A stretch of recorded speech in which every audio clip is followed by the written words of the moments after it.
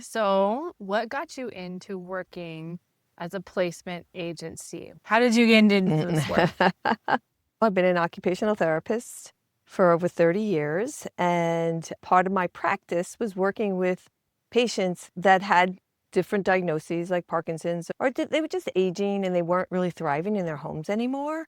And I would frequently recommend that maybe it was time for them to look into senior living. And then simultaneously, my mom was living on her own in a home in Florida, and she was unfortunately falling a bit, so we were worried about her. And she found a senior living community and was so happy there.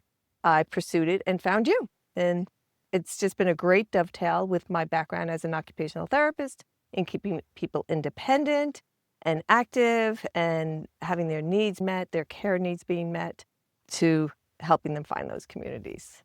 Tell me just a little bit about maybe what your family learned that somebody else could benefit from hearing. Absolutely, yes. My in-laws, wonderful people. They moved from Minnesota when they were 80 years old. They lived in a beautiful townhome in Woodinville. And when they got close to 90, things were shifting a little bit. My mother-in-law had really bad arthritis and really couldn't cook anymore. So it was falling all on my father-in-law. And they were feeling a little isolated. So they had actually taken the lead in finding different types of communities in the Woodinville, Kirkland, Bothell area, and they decided on one on their own. They led the search, which was really a gift for us that we didn't have to push them or make the decision for them. They went in and they were independent and they were able to live there until they were 95 and 96 years old. So even though it was classified independent, they have a wonderful home care company that has a huge presence in this building. So they were able to support them when they had some care needs. One thing we learned is that you can't look too early and you really want to stay ahead of a crisis situation, and you really want them to be taking the lead and helping to make this decision, because it's a lot for the adult children to have to make those decisions. You don't want to be pushing someone into doing something you don't want to do. That was the biggest gift they could have given you, that they took initiative, that they were like, we need to do this. What happened next with their journey? So unfortunately, at 95, 96 years old, they did end up having some illnesses and they weren't able to stay at this community. So they needed to move to an adult family home. And their care needs were different and happened at different times. So we moved my mother-in-law to an adult family home. And then shortly thereafter, my father-in-law needs to move to an adult family home. And there wasn't room at the one where my mother-in-law was. So they had to go to two different ones. And as family dynamics are such, not everybody was happy with the way that turned out. But we were really making the best decision with the information that we had at that time. So my takeaway is, if you're leading with your heart and you're trying to make these decisions with the best intentions, you got to give yourself a little leniency, because things are going to happen that you don't have control over. But fortunately, both their needs were met at the homes that they were at. Thanks so that for was sharing. Good. Yes. Any tips for people who might have loved ones going into adult family homes from an OT's perspective? Adult family homes, we're very fortunate to have them in our state. Not every state in the country have licensed adult family homes, and they are able to manage high-level care needs. Typically, people that move into adult family homes have more moderate to advanced care needs. So as an OT, I really want to understand my clients' care needs. And then I really want to make sure the adult family home will be able to manage those care needs. So such as if somebody has Parkinson's and they're going to have a lot of mobility challenges and they're going to have a lot of medication needs, I want to make sure that the homes have taken care of other people with Parkinson's, that if they have a doctor on staff, the doctor is tuned into that. What's their philosophy on mobility, on being able to do transfers with somebody who is challenged in that area? Are they willing to engage in exercises with these people? And then always, as an OT, purposeful activities are very important to us. And so even though somebody might have more moderate to advanced care needs, is there something that the homes can do to help enhance these people's lives and provide some stimulation that will mean something to these people and keep them as strong, as independent as possible, and then to continue to take care of them with dignity as their care needs continue? What are some questions you ask adult family home owners when you're evaluating one to see what they have going on? I ask first about their caregivers. How long have your caregivers been here? How many do you have on during the day? How many do you have on at night? What are their responsibilities? Because the caregivers have a lot of responsibilities in an adult family home. And are they able to do activities with them? Many of them will be bringing in music people maybe once a week.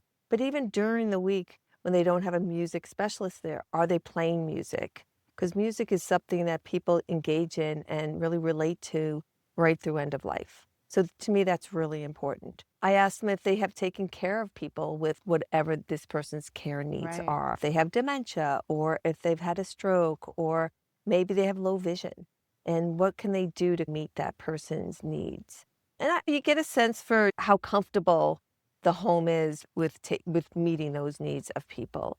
I have a client right now whose wife is very active and she likes to go out for a walk every day. So that will be a question I'll be asking. How frequently will you be able to take her out for a walk? Do you have enough caregivers on site that have the time to take her out for a 15, 20-minute walk? Maybe even twice a day. I find that the providers are pretty honest with their response. It's really good when they're honest. Yes. I actually can't do that. I can't commit to Yes. that. I can't commit to doing that Exactly. long term. It's Exactly. like, just be honest with Yes. us. Yeah.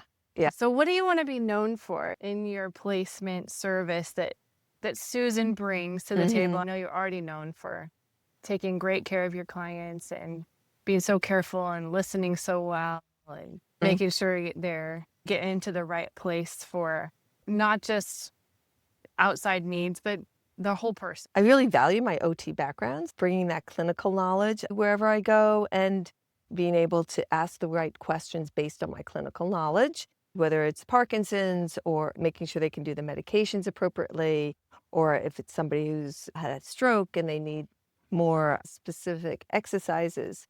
So my clinical background, I think, is something that I really value and that I am thinking about the whole person. I'm not just looking at that one deficit that person has, that we're working with the whole person and their background and making sure that wherever they end up, they're aware that this person has other interests and needs. Yeah, I think that you're especially great with Parkinson's and those kind of neurological diagnoses. Their needs look one way today. What are they going to look like in 5 years? The family doesn't know what it's going to look like in 5 years. Exactly. I can project where this is going better than if you've never been down this road before. So that's why I want to make sure that wherever the person moves into, that they are able to get the kind of care that they need and the dignity that they deserve as their care needs. So matching that up to me is really important. Making sure that financially the person is going to be able to afford the situation for the longevity of their stay. If not, being very transparent and talk to the family about that and what options there may be or not be for them. I think that's a really important piece of the puzzle. Sometimes you have to decide, is it just highest quality of life right now, knowing that you will run out of money at some point and might need to transition to a different place. Exactly. And then I think just that I really care about where they end up. I want them at a good quality senior living community no matter what, and that it be a place that I would have my own mom or in-laws move into.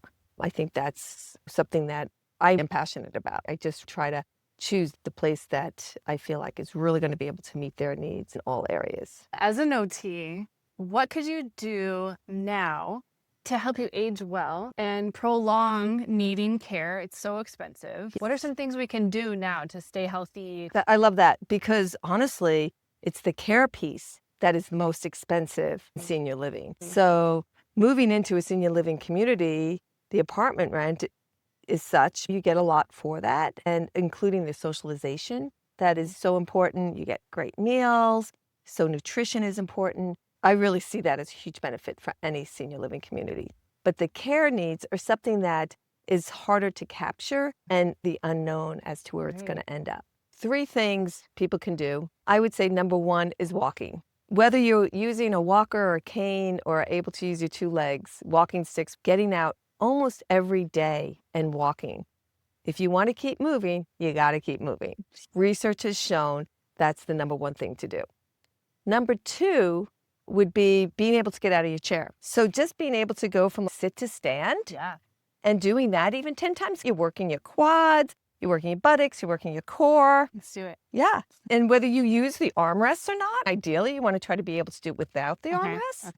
But if you need to use the armrest, that's okay. You can even get a little tricep push-up with that. Good. So that's great. And then the third thing is surprising, I think, for most people. It's hand strength. So how strong is your grip?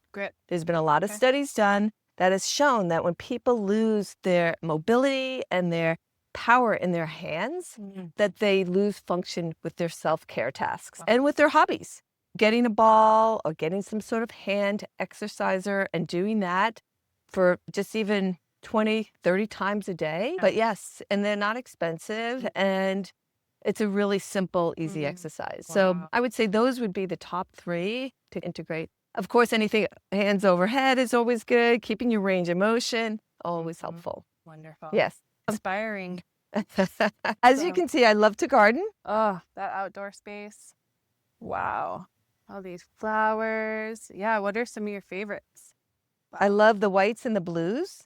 You got a little bit of the marigolds in there too. But I just think this is a really pretty spot. I like black-eyed Susans. I love that. So these are some Asiatic lilies that some have already bloomed. Beautiful. Those are gorgeous. Yes. We're getting ready to pop some more. But my favorite is really my cutting garden out there. These are zinnias. I grew them all from seed. I love zinnias. I do too. Oh my goodness. Look at all the different colors. I have this cutting garden over here. Oh. I primarily grow sweet peas, more zinnias, and some snapdragons just to give away to people. Wow. I just grow these so that anywhere I go, I can bring some flowers. Oh, beautiful. And the sweet peas are my favorite to share with others because they always evoke a story. Oh. Everybody will say they love them and they remind them of their aunt or their grandmother or their mother. Oh. We have been here for 23 years and the only plant on this property was the big cedar. Oh. I love it because it gets me outside every day. I think it just really lifts my spirit and I love sharing it with people and it's really great.